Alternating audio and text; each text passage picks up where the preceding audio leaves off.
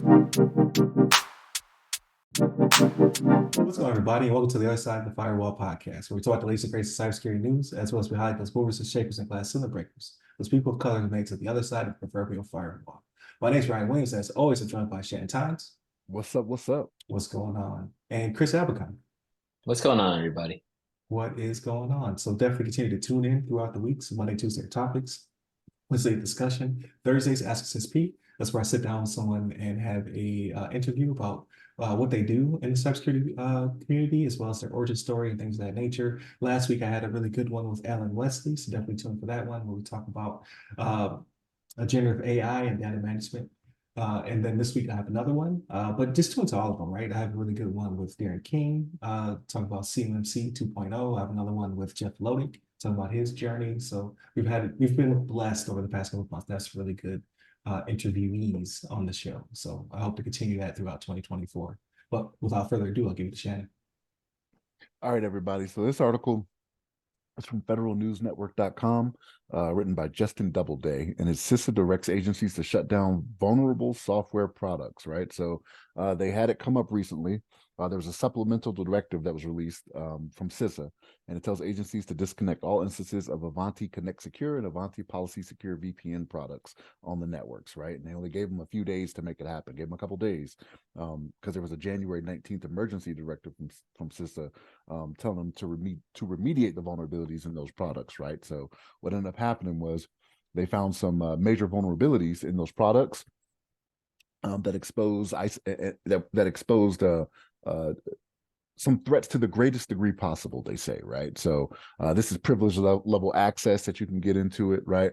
And when you have privilege level access, that's one of those things where you have the keys to the kingdom, right? Like you can run in and do some things. Now, they say that not a lot of departments were affected by this, right? So with not a lot of departments being affected, like it seems like it was minimal, but it's one of those things where they're still collecting information on this, right? So agencies are required to report back to CISA come February 5th, right? So again, a little bit behind the scenes, we're recording a day before that, right? So by the time that you see this, the reporting deadline will have come and gone, right? But here's the thing with this. So we have it to where we rely on outside products all the time, right? When it comes to different departments in the United States government, the DoD, and this is what comes with it, right? So the fact that they found it is a good thing, right? But how much damage was done before it was actually discovered, right? But there are some things that are homegrown, right? Like there are tools that are made in-house that some of these agencies use, but this is what you run into when you start using outside tools, right? And this is kind of the nature of the beast, because you can't rely on the federal government to fund the creation of different products and things like that. But the hope is that you catch it like we did here, right? And hopefully we caught it in a good amount of time, right? Or it wasn't exposed. Let me say that it wasn't as exposed based off the vulnerabilities that they caught, but they said that hackers had developed workarounds for current mitigations and detection methods and been able to exploit weaknesses, move laterally, and escalate privileges without detection, right? So they know that something has gone down, but they were very quick to say, all right, you got a couple days, here's the remediation, here's what needs to be done, right? So CISA's on top of it. They're trying to make it to where we're all safe, you know what I mean? With all the and they don't specify which agencies were using it, right? Which agencies or departments were using it, which is a good thing, right? Because then it's a matter of hackers being like, all right, we know who to target now because we know who may have been using it. But yeah, this is the world we live in, right? Like you try to mitigate risk as much as possible. And they were doing the right thing, right? This is them using a VPN, right? Which kind of helps when it comes to navigating certain things and certain things that some of these departments may have been doing, right? Whether they were 3-letter departments, DoD, whatever it may have been. They could have been out there doing some of this stuff based off, some of the articles we've already reported, right? Like them being on the offensive. So maybe they were using Ivanti VPN, to go in there and do certain things. And there's a vulnerability in there that needs to be taken care of. So this is the good and the bad, right? Like it's good that those tools are out there, but it's bad that you have situations like this to where now it's kind of a setback for a tool that's being used through the government. You know what I mean? But again, you win some, you lose some. You just hope you win more than you lose, right? That's just kind of how it goes. But Chris, what's your thoughts on this?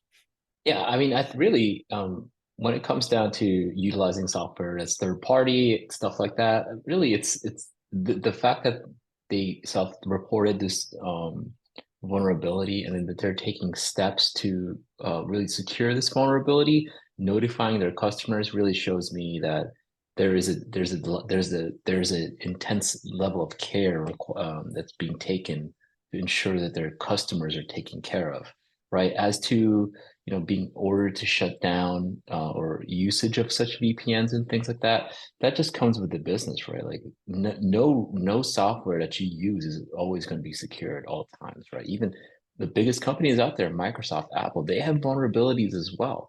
So it just goes to show you that what's important is it's better to know that something is vulnerable and to be able to remediate it rather than, hey, the company's going to hide it, right? Because then they can get into a lot of trouble with federal agencies. Not on the client side, but I'm talking um, judicial side, right? They can get in a lot of they can levy a lot of fines. Um, but more to the point of third party software, really, I think what we can do, right? Like this is one of those situations that hey, you picked agencies that picked a product, they've already used it, they're kind of stuck with it. Somebody might say, hey, look, just implement Cisco VPN, right? It's not that simple. It's not as simple as, hey, you've got that tens of thousands of potential laptops, remote devices that have this stuff installed. Hey, what does that usually mean? Oh, got to come back to the office, guys. Probably sucks for a lot of those guys. Got to come back in. But that's what we have to do to protect our data. Um, Kind of back on my train of thought regarding installing different software. It's not that easy to switch software, right? A lot of the times it's when you've got current capability to switch or pivot to something else is just a huge undertaking. And honestly, it's anybody here that's ever been through, installs of any capacity, whether it's, a simple upgrade, but you're talking an enterprise wide sweeping change. So it's not as easy as simply, you know, installing new software. But Ivanti is a huge company, right? They've got various products, right? And I'm sure they've got a very capable, development team that's working hard to ensure that the software is safe for really all users. Because remember, if there's vulnerabilities in one software, chances are there's probably vulnerabilities that other companies that haven't seen it just yet as well, right? There's these you can crosswalk some of this stuff throughout the industry and say, hey, oh look, there are ways that adversaries are getting into our products. They're getting into the secure environment. I mean, it's just the nature of the beast, right? Like, I mean, as Shannon said, it's you win some, you lose some. But in this case, I think it's more of a win because it's a positive, it's a proactive approach, and I definitely commend CISA for taking this action. Yeah, I'm in agreement. I think you brought up 2 points that I would like to dive into. So speaking of which, like, share, subscribe, all that good stuff. I always forget to say. Um, Shrink wrap code, right? Being one of them. So like, yeah, a lot of software shares a lot of the same DNA because why reinvent the wheel when you could just purchase or source code that works in this instance. So that's the issue here. But the other part being CISA's uh, work in this area when it comes to supply chain attacks and things of that nature. They really stepped it up. And I really appreciate that as opposed to having another sunburst where it takes weeks or months to finally turn the ship, turn off the bad application and then patch and service. It's more of we're being more proactive. Like, yeah, this thing's out in the wild and how it was discovered, who's to say? I do like Shannon did set off some alarms where sometimes it could be offensive. It could be that we are using this capability on other nations or other bad actors. And then we're like, by the way, also patch this. Like, we found the keys to the kingdom and we have some of these devices within our own environment, right? So go ahead and patch those. And we're going to continue to use and abuse them elsewhere in the world, which I think is pretty cool. But in this case, who's to say? But a lot is being done on supply chain attacks and just controlling the supply chain in general, right? So that reminds me of me and Chris were in Huntsville. We talked to a gentleman and it was a very cool product where they were able to dive pretty deep into products, right? Like he was able to show us where it's from cradle to grave. Like here are all the devices that are out there. Here's all the open source intelligence on those devices. Here are where the manufacturers are, right? Because a router or a switch might have several different components from several different factories all over the world. And then all the way down to here's where the materials are being mined. I was like, that is mind blowing, right? It was just a spider web of information. So we could tell if something happens, right? There is a, let's say, uh, civil unrest in the area. Like you may not be able to source these devices because it's being shut down all the way at the mine to, hey, you might not want this product because a specific component comes from China or some other near peer adversary, and we don't necessarily want that to be within our devices. And it was an entire, like, here's open source intelligence. Like there are people who actually are sitting there doing the research down to here is, the cradle of this product. Like the raw materials are being mined from a Chinese mine somewhere. So I was like, that's really cool. I can't remember who was it. Was it Boeing? No, it was Deloitte, actually. It was Deloitte. Okay, Yeah, it was Deloitte. Deloitte. Yeah. So I remember specifically, I remember one instance they were like, okay, you've got a computer, right? And then they look at the source of the silicon and the mining source, right? Yeah. They can get to the granular level of like which mine it came from in Africa or something. My mind was blown Yeah, I at was the like, level of that is really detail, cool.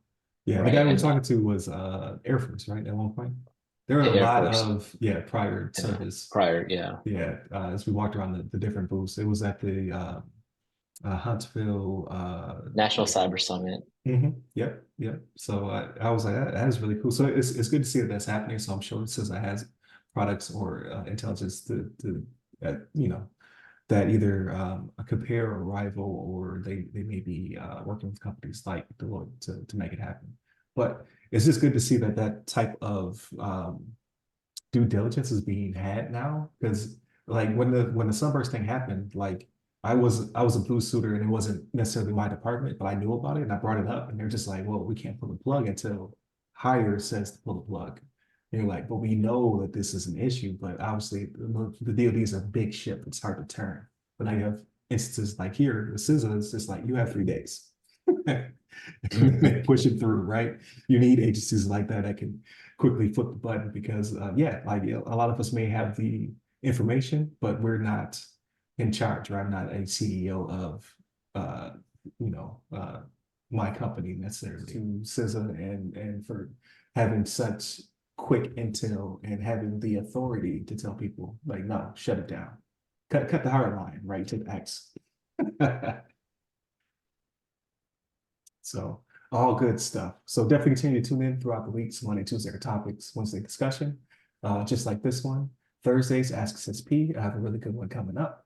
And then Fridays, everything else. So movies, books, games, all that good stuff. So continue to tune in. Here's all about the websites that go by our name. You can be a person at RY Security Guy. That's RY Security Guy.